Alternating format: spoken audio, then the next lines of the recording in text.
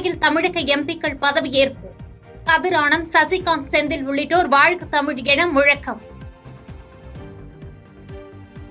பதவியேற்பின் போது கருணாநிதி, ஸ்டாலின், உதயநிதி பெயர்களை குறிப்பிட்ட திமுக எம்பிக்கள். அரசியல் சாதன புத்தகத்துடன் பதவியேற்ற தமிழக நாடாளுமன்ற உறுப்பினர்கள். மாஞ்சோலை விவகாரத்தில் நீதிமன்ற வழிகாட்டுதலின்படி நடவடிக்கைகள் எடுக்கப்படும். சட்டப்பேரவையில் வனத்துறை அமைச்சர் மதிவேந்தன் பதில்.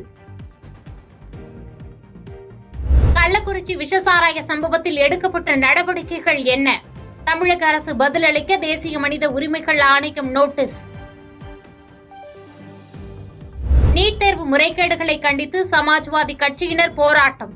காவல்துறையின் தடுப்புகளை மீறி முன்னேறி சென்றவர்கள் கைது. டெல்லி முதலமைச்சர் அரவிந்த் கெஜ்ரிவாலுக்கு வழங்கப்பட்ட ஜாமீனுக்கு இடைக்கால தடை. கீழமை நீதிமன்றம் வழங்கிய ஜாமீனுக்கு இடைக்கால தடை விதித்தது டெல்லி உயர்நீதிமன்றம். ஓம் பிர்லாவை மீண்டும் சபாநாயகராக நியமிப்பது தொடர்பாக கூட்டணி கட்சிகளுடன் பாஜக ஆலோசனை. துணை சபாநாயகர் பதவியை ஒதுக்க தெலுங்கு தேசம் மற்றும் ஐக்கிய ஜனதா தளம் தரப்பில் வலியுறுத்தப்பட்டதாக தகவல். ஈஷா யோகா மையம் யானை வழித்தடத்தில் ஆக்கிரமித்து கட்டப்பட்டுள்ளதா என ஆய்வு செய்யப்பட்டுள்ளதா என சட்டப்பேரவையில் அமைச்சர் துரைமுருகன் கேள்வி. ஈஷா மையம் யானை வழித்தடத்தில் ஆக்கிரமித்து கட்டப்பட்டுள்ளதா என்பது பற்றி ஆய்வு அறிக்கைகளுக்கு பின்னர் தான் தெரியவரும் என அமைச்சர் மதிவேந்தன் பதில். கடந்த ஆண்டு செங்கல்பட்டு, விழுப்புரத்தில் நடந்த கள்ளச்சாராய மரணங்கள் குறித்து சிபிசிஐடி நடத்திய விசாரணை மக்களுக்கு பயனளிக்கவில்லை. ஆளும் கட்சியினர் தொடர்பு இருப்பதால் விசாரணையை சிபிஐ வசம் ஒப்படைக்க வேண்டும் என இபிஎஸ் வலியுறுத்தல். பூரண மதுவிலக்கு அமல்படுத்தினால்தான் கள்ளச்சாராயத்தை ஒழிக்க முடியும். சென்னை விமான நிலையத்தில் ஓ பன்னீர்செல்வம் பேட்டி.